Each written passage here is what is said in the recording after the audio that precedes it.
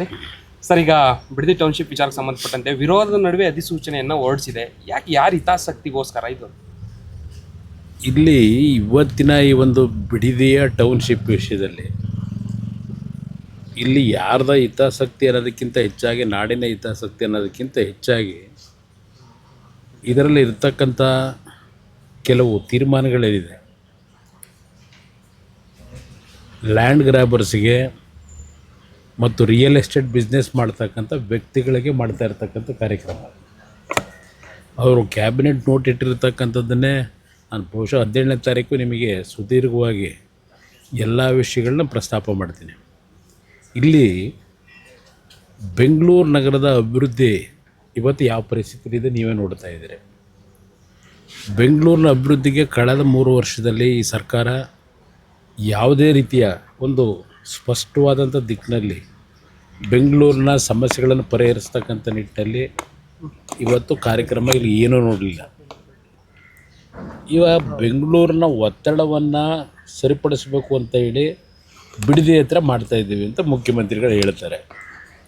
ಅದರ ಜೊತೆಗೆ ಕುಮಾರಸ್ವಾಮಿಯವರ ಕೂಸೆ ಇದು. ಆದರೆ ಇದು ನನ್ನ ಒಂದು ಈಗ ಅದನ್ನು ಕೈಗೆತ್ಕೊಂಡು ಮುಂದುವರಿಸಿದ್ದೇವೆ ಅಂತಕ್ಕಂಥದ್ದು ಏನು ಹೇಳ್ತಾರೆ. 2006ರಲ್ಲಿ 2026ರಲ್ಲಿ ಈ 20 ವರ್ಷದಲ್ಲಿ ಏನೇನು ಡೆವಲಪ್ಮೆಂಟ್ ಆಗಿದೆ ಇದೆಲ್ಲ ಯೋಚನೆ ಮಾಡಬೇಕಲ್ವೇ.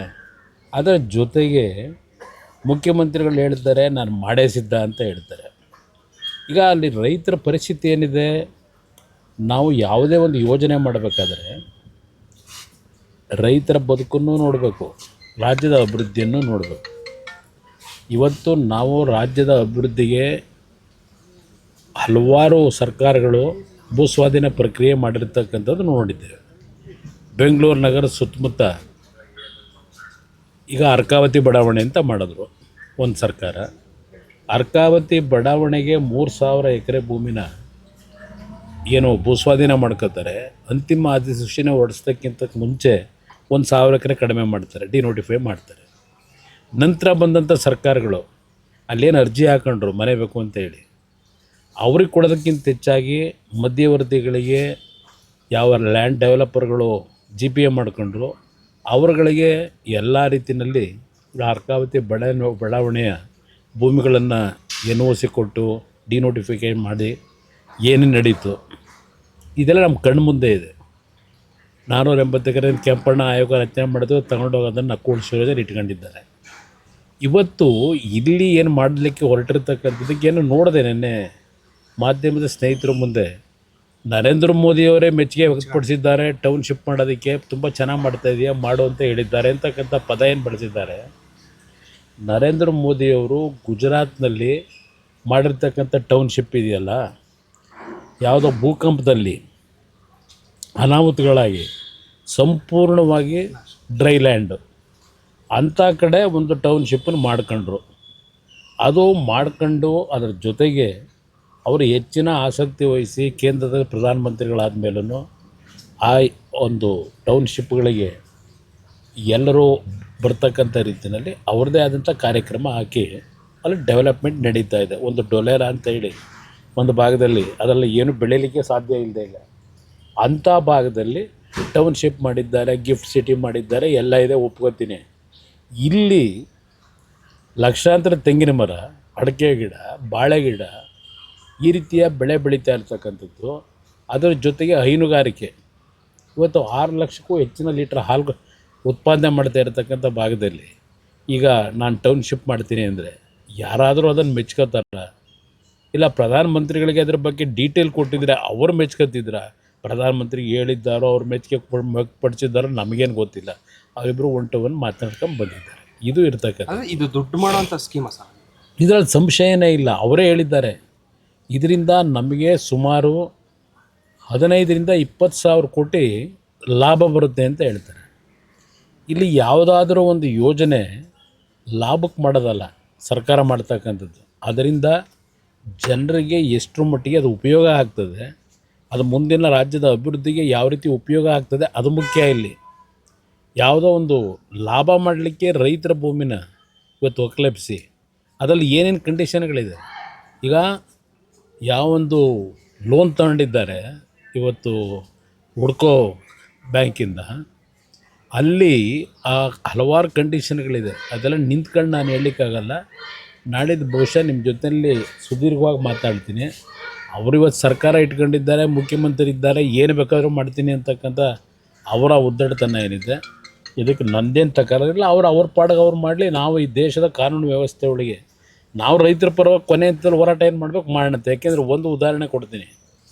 ದೇವೇಗೌಡರು 1994ರಲ್ಲಿ ಮುಖ್ಯಮಂತ್ರಿ ಇದ್ದಾಗ ನೈಸ್ ಯೋಜನೆ, ನೈಸ್ ಕಾರ್ಯಕ್ರಮ ಅಲ್ಲ ಅದು, ಅಲ್ಲಾರೋ ಅಮೇರಿಕಾದ ಒಬ್ಬರು ಗವರ್ನರ್ ಬಂದಂಥದ್ದು, ಅವರ ಜೊತೆಯಲ್ಲಿ ಒಡಂಬಡಿಕೆ ಆಗಿದ್ದು. ಅದು ನಂತರ ನೈಸಾಗಿ ಪರಿವರ್ತನೆ ಹೊಡಿತು.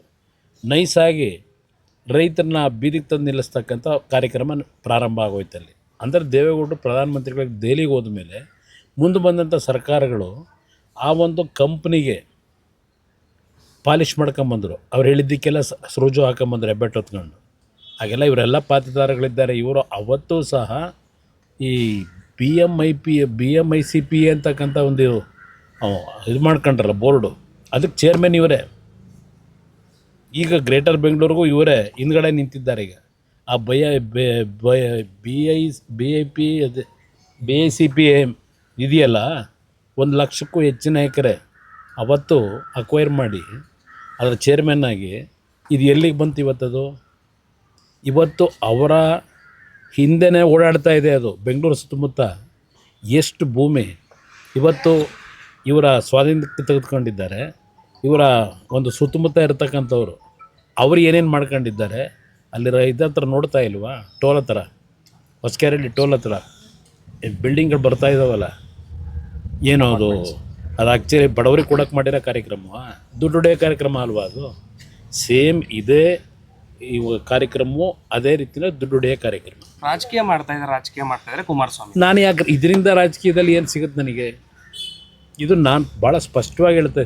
ಆಗಿದ್ದರೆ 2006ರಲ್ಲಿ ನಾನು 5 ಟೌನ್ಶಿಪ್ಪನ್ನು ಬೆಂಗಳೂರನ್ನ ಒಂದು ಒತ್ತಡಕ್ಕೆ ಸ್ಟಾಪ್ ಆಗಿ ಮಾಡಬೇಕು ಅಂತ ಹೊರಟನಲ್ಲ, ಅವತ್ತು ಏನು ಮಾಡಿದ್ರು ಇವರು? ಸ್ವಲ್ಪ ಜನಗಳ ಮುಂದಿಡಿ.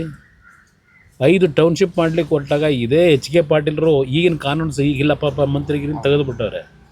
ಅವರ ಅಧ್ಯಕ್ಷತೆಯಲ್ಲಿ ಒಂದು ಕಮಿಟಿ ಮಾಡಿ 5 ಭಾಗದಲ್ಲಿ ಕುಮಾರಸ್ವಾಮಿಯವರು ಮಾಡಲಿಕ್ಕೆ ಹೊರಟಿರೋದು ದುಡ್ಡು ಹೊಡೆಯೋ ಕಾರ್ಯಕ್ರಮ, ರೈತರನ್ನ ಒಕ್ಕಲೆಬ್ಸೋ ಕಾರ್ಯಕ್ರಮ ಅಂತೇಳಿ ಮಾಡಿದ್ರಲ್ಲ, ಅದು ರಾಜಕೀಯ ಅಲ್ವಾ? ಅದು ನಾನು ಏನೊಂದು ದೊಡ್ಡ ಇದನ್ನೇ ಬಿಟ್ರಲ್ಲ ಪಬ್ಲಿಸಿಟಿ, ಅದು ಯಾತಕ್ಕೆ ಮಾಡಿದ್ರು? ಅವತ್ತು ನಾನು ಮಾಡ್ಲಿಕ್ಕೆ ಹೋದಾಗ ಯಾಕೆ ವಿರೋಧ ಮಾಡಿದ್ರಿ? ಈ ತಾರ್ಕಿಕ ಅಂತ್ಯ ಹೇಗೆ ಸರ್? ಈಗ ನಾವು ಕೋರ್ಟ್ನಲ್ಲಿ ಜನಗಳ ಪರವಾಗಿ ಏನು ನ್ಯಾಯಾಲಯ ಏನಿದೆ, ಇದರ ಹಿನ್ನೆಲೆ ಏನಿದೆ, ಇದರಿಂದ ಆಗ್ತಕ್ಕಂಥ ಸಾಧಕ ಬಾಧಕಗಳೇನು, ಇದೆಲ್ಲವನ್ನು ಕೋರ್ಟ್ ಮುಂದೆ ಇಟ್ಟು ಕಾನೂನಿನ ವ್ಯಾಪ್ತಿನಲ್ಲಿ ಏನು ಅವ್ರಿಗೆ ನ್ಯಾಯ ಕೊಡಿಸ್ಲಿಕ್ಕೆ ಪ್ರಯತ್ನ ಪಡ್ತೀವಿ. ತಾವೇ ಹಂಗಿರೋ ತಾರ್ಕಿಕ ಅಂತ್ಯ ಕೋರ್ಟ್ ಮುಂದೆ ಹೋಗ್ಬೇಕು, ಬೇರೆ ಏನಿಲ್ಲ. ಇಲ್ಲಿ ರಾಜಕೀಯ ಮಾಡೋದೇನಿಲ್ಲ. ಆ ರೈತರು ಏನು ಕಳೆದ 450-500 ದಿವಸದ ಹೋರಾಟ ಮಾಡ್ತಾ ಇದ್ದಾರೆ, ಅವರ ಪರವಾಗಿ ನಿಲ್ಲಬೇಕಾದಂಥದ್ದು ಜನಪ್ರತಿನಿಧಿಗಳು ನಮ್ಮ ಕರ್ತವ್ಯ ಇದೆ. ಆ ಕೆಲಸ ಮಾಡ್ತೀವಿ. Thank you.